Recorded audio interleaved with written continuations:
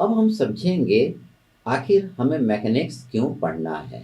Y we have to study mechanics और what are the various field in which knowledge of mechanics is going to be used.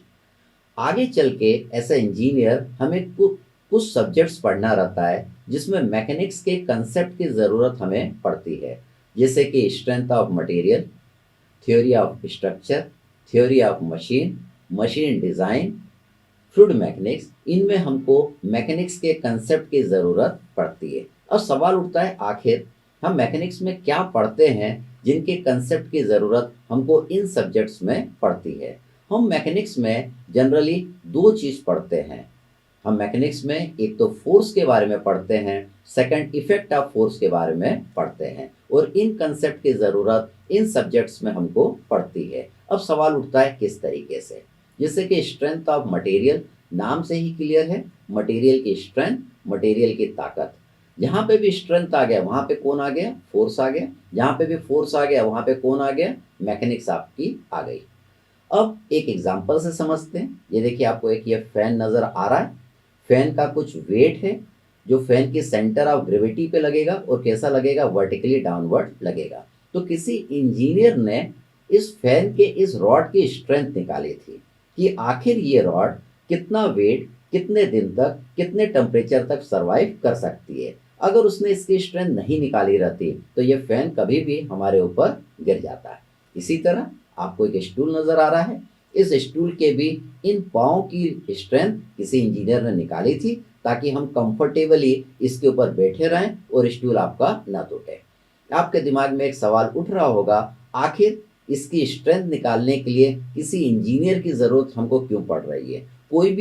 कोई भी आदमी इस stool को इतना मजबूत बना सकता है कि इसके ऊपर कोई हाथी भी बैठे तब भी ये स्टूल ना टूटे।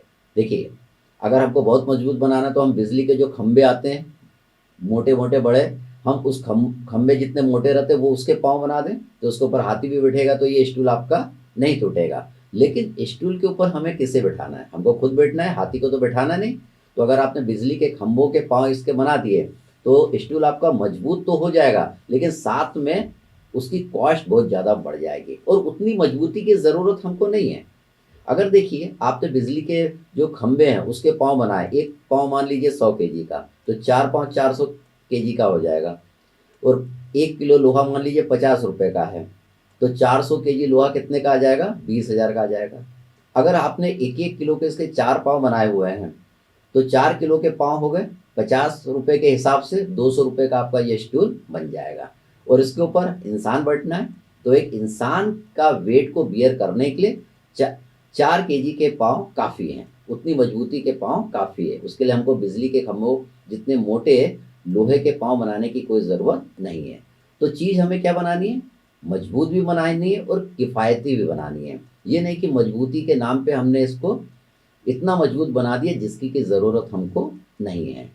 इसी तरह मैकेनिक्स के कंसेप्ट की जगह की ज़रूरत आप जब थ्योरी ऑफ स्ट्रक्चर जैसे सब्जेक्ट पढ़ते हैं वहाँ पे भी आपको आती है। जैसे कि आप स्ट्रक्चर जानते हैं, किसी बिल्डिंग को बनाना है या किसी घर को बनाना है तो हमको इस तरीके का स्ट्रक्चर बनाना रहता है।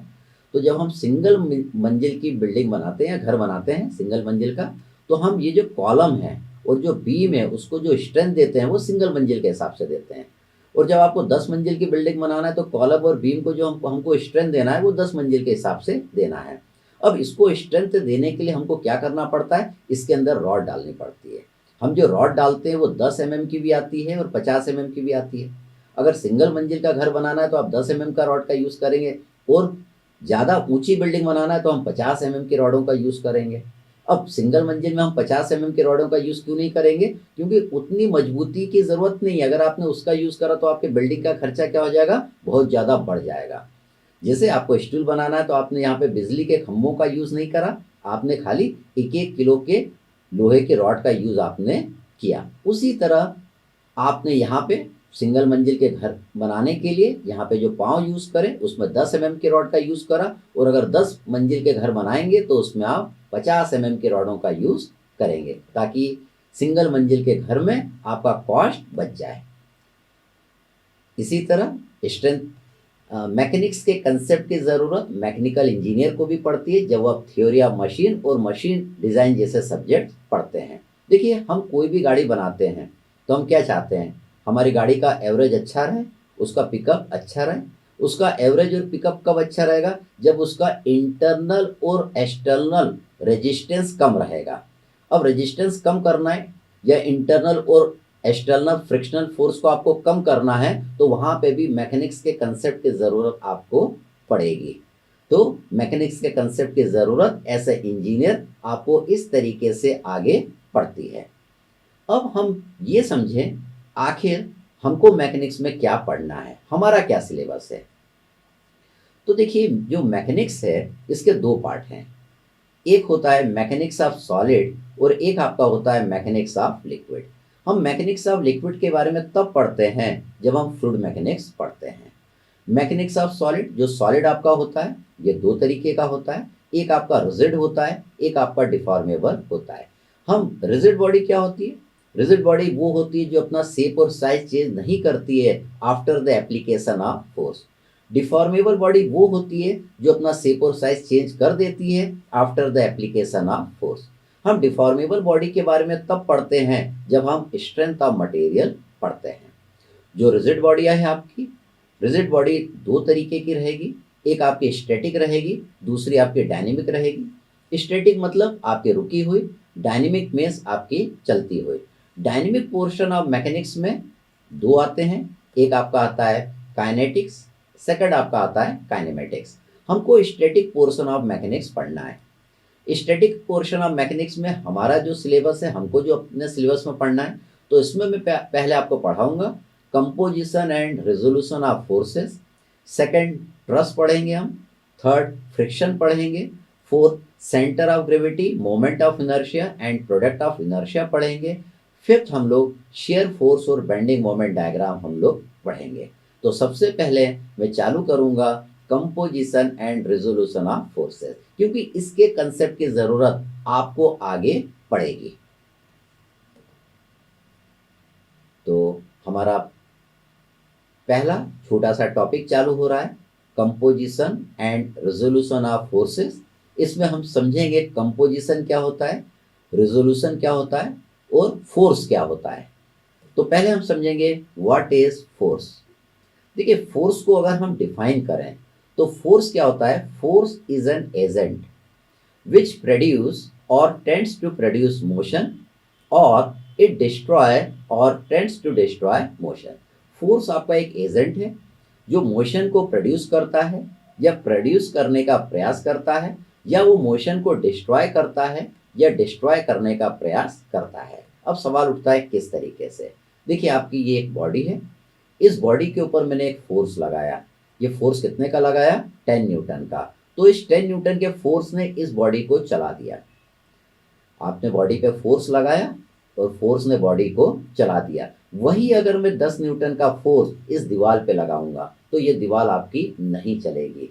तो फोर्स तो दोनों केस में लग जाएगा, जब बॉडी चलेगी तब भी फोर्स लग जाएगा, जब फोर्स लगाएंगे बॉडी नहीं चलेगी तब भी फोर्स आपका लग जाएगा। इसलिए हमने फोर्स को क्या बोला है, एक एजेंट बोला है which produce or tends to produce motion. Second हमने बोला it destroy or tends to destroy motion. देखिए किस तरीके से, ये आपकी एक बॉडी है या बॉडी आपकी चल रही है। हमने क्या करा, इस बॉडी पे दूसरे डायरेक्शन पे एक फोर्स लगाया। अब ये फोर्स क्या करेगा, इस बॉडी को रोक देगा। ये फोर्स क्या करेगा, इस बॉडी को रोक देगा, इसके मोशन को डिस्ट्रॉय कर देगा। लेकिन ये आपकी अर्थ है, ये अर्थ इस सन के चारों तरफ गोल गोल घूम रही है। आप इस अर्थ के ऊपर कितने भी न्यूटन का फोर्स लगा दीजिए, लेकिन अर्थ आपकी नहीं रुकेगी, लेकिन फोर्स आपका लग जाएगा, है ना। तो यहाँ पे मोशन आपका डिस्ट्रॉय नहीं हो पाएगा और यहाँ पे आपका मोशन डिस्ट्रॉय हो जाएगा। यहाँ पे मोशन आपका प्रोड्यूस हो जाएगा, लेकिन यहाँ पे मोशन आपका प्रोड्यूस नहीं होगा। इसलिए हमने फोर्स को क्या बोला है, force is an agent which produce or tends to produce motion or it destroy or tends to destroy motion. हम फोर्स की एक और डेफिनेशन जानते हैं according to Newton second law. According to Newton second law of motion हम जानते हैं क्या होता है ये, it is rate of change of momentum. It is rate of change of momentum. Rate of change of momentum मतलब final momentum minus initial momentum. इसको हम क्या लिख सकते हैं, इसको हम लिख सकते हैं m v final minus v initial upon time t. तो v final minus v initial upon t ये क्या होता है, it is rate of change of velocity. Rate of change of velocity क्या होता है, एक्सेलरेशन के जितना होता है, मतलब f is equal to mass into acceleration, force is equal to mass into acceleration. तो हमको फोर्स की ये दोनों डेफिनेशन ध्यान में रखना है।